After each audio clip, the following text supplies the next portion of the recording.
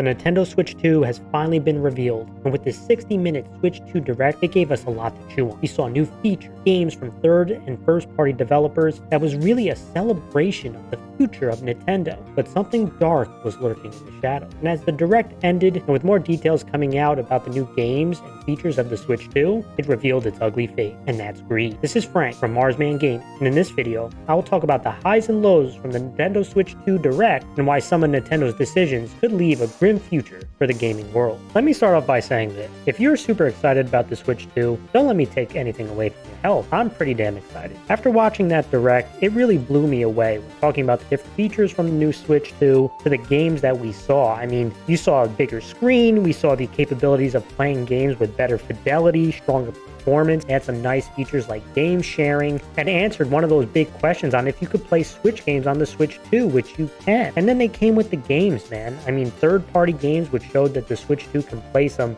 current-gen games. They had a freaking exclusive from Software, which was a PvPvE multiplayer game that has a Bloodborne feel to it. That was a huge surprise. And then you saw the first-party giants come at you, right? From Metroid Prime to the new Pokemon game, to Mario Kart, which looked pretty damn interesting, mixed with some Forza Horizon mechanics, and a new DK 3D game, which was a huge surprise, which looks like a day one get. Hell, Nintendo's finally even joining us in the 21st century by allowing us to talk with friends in game chat. As the Nintendo Direct came to an end, I was blown away. Yeah, it wasn't perfect. Like, where the hell is the next 3D Mario game coming? But for the most part, they nailed the features they wanted to get across and showing a bright future for games coming down the pipe. However, once the Direct ended, that high that you got came down crashing pretty hard. And some of the news, as you read the fine print, really felt like a swift kick in the balls. The biggest culprit is the pricing that we saw Nintendo put on some of these games and the console. Now, the console one doesn't bother me as much as I know I've seen around the internet. Priced at about $450 for the standard and $499 for the bundle with the Mario Kart game. And yet, to me, is it a little high? Yes. But is it egregiously high? I don't think so. And when you look at some of the competitors, you know, you can get a standard Steam Deck at $400 for 250 gigabytes, which is the same memory that the Nintendo Switch 2 has. And if you look at the Rogue Ally, $500 for 500 gigabytes. So is the pricing great compared to the competitors? No, it's not. But I'm going to wait and see, because if it can meet the performance standards saying it's set out to accomplish,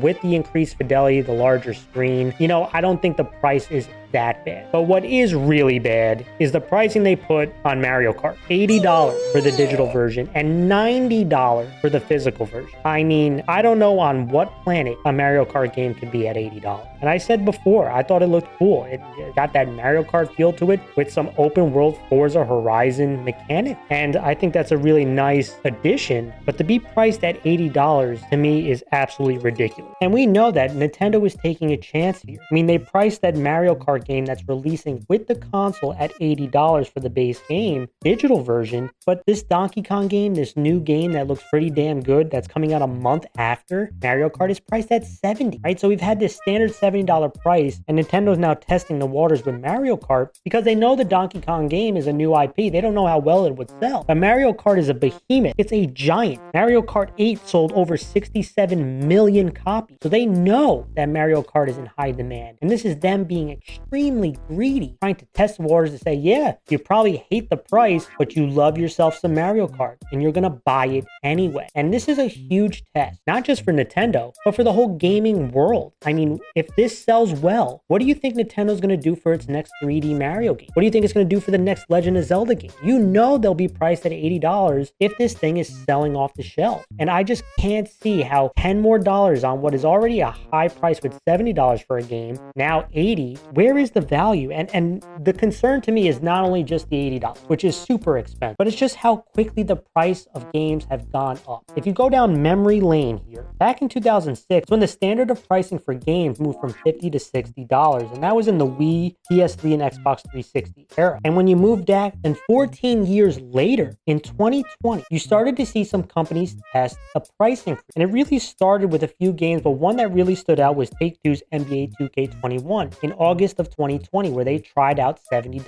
Now, NBA is a huge brand as well, and it sold enough, and the rest of the industry saw that, and that became the standard, $70 for a base game. And you're trying to tell me now that only 5 years later, in 2025, game companies are now testing a base game to be $80. And you know the rest of the gaming world is watching how well Mario Kart does here, because the same thing happened in 2020. Now, at the time, did I love a price increase? No. And we know as time goes on, goods get more expensive due to inflation. But the first price increase was 14 years from 2006 to 2020. And now in 5 years, we're going to get that same pricing a third of the time passed. I mean, you know that the rest of the industry will follow it. I swear, I mean, Rockstar Games is probably rubbing its hands together like an evil cartoon villain with GTA 6 coming down the pipe. And they know if this sells well, they'll definitely price it at $100. No question. And it's just a horrible precedent to set. We know that the development of most Nintendo games don't even cost as much as some of the other big AAA games, and yet they're going to squeeze us for $80. Quite frankly, I've played every Mario Kart. If you don't get this bundle, which you're saving $30 on, I just don't feel that this is worth it, no matter what they say this Mario Kart provides. And people are going to bring up development costs, and people are going to bring up, hey, you know, Mario Kart, they sell a lot of bundles. Maybe that $80 includes the bundles. If you know Nintendo, they're one of the worst live service developers. Even with a strong Mario Kart and a strong Super Smash Bros., you can't rely on them to produce that extra $10 of content. What also adds to my frustration with this $10 increase is that these greedy corpos already milk us to death on our games as is. They microtransaction the hell out of us, even when it's a box product and non-free to play, with these stupid season passes, with these cosmetic bundles that are way overpriced. They also sell different editions of games. We go from our $70 standard edition, and then you'll be paying $20 to $30 more for gold editions and etc. Either play a game a couple days earlier or get, again, these way overpriced cosmetic bundles. And it's just,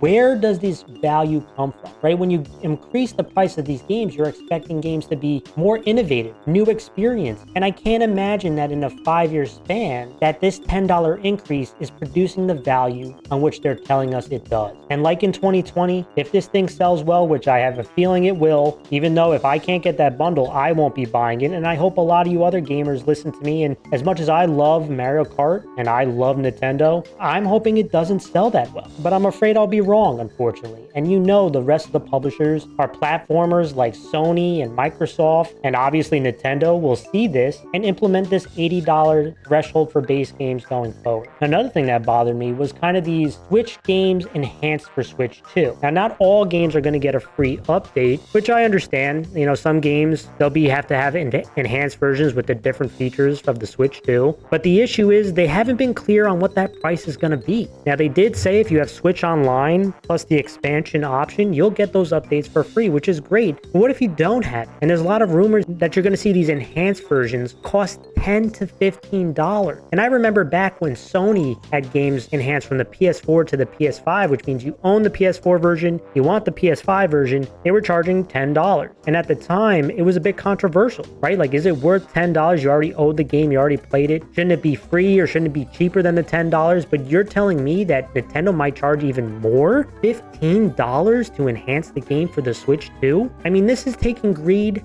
to the next level. It's such a shame because I'm a huge Nintendo fan. I mean, Nintendo got me into gaming. But if you know, you watch this channel, we call the balls and strikes as we see it. And sometimes even your most favorite platforms, you got to slap on the side of the head when they do something wrong. And it's unfortunate because gaming is such a fun hobby. It's something I enjoy doing. We cover it on the channel. A lot of people play it casually, play it for work. And again, I'm rambling right now, and it's a shame because I felt such joy after this direct, only to have Nintendo and greed slam through my wall like the Kool-Aid man and take a giant steamer in the middle of my living room. Just a giant buzzkill and a potential spark that can lead to a grim future of these games taking high price increases in a short amount of time to boost up those profit margins and milk the gamers even more. We see it in everything from the base price to microtransactions, even the subscription services seeing a steady increase and the console gamer consistently being squeezed. Gaming is a blast. I enjoy it. We cover it. But I feel at some point they're pricing out a whole bunch of gamers. Gaming is a great hobby, but man, it is coming at a real high cost. Thank you everyone for watching. Let us know what you thought of the Nintendo Switch 2 Direct, what you loved, what you hated. Put them in the comments below, and make sure to hit that thumbs up and subscribe for future content. Also, check out one of our latest videos in the end screen. This is Frank from Marsman Gaming signing off. Game on.